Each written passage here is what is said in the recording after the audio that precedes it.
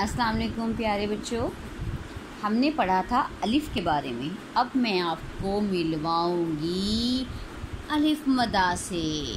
इसका नाम है अलिफ़ मदा। इसका नाम है अलिफ़ मदा।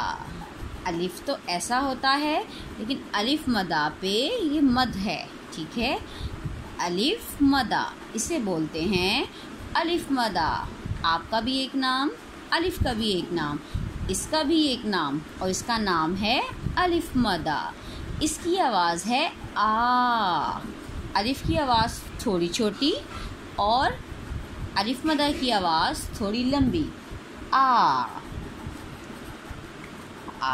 आम। आजकल आप सब खा रहे होंगे आम, बहुत सारे मीठे से। यही है वो आम। किसको आम पसंद है? शाबाश, ये है आम। ये है आम। आम येलो कलर का होता है, आम।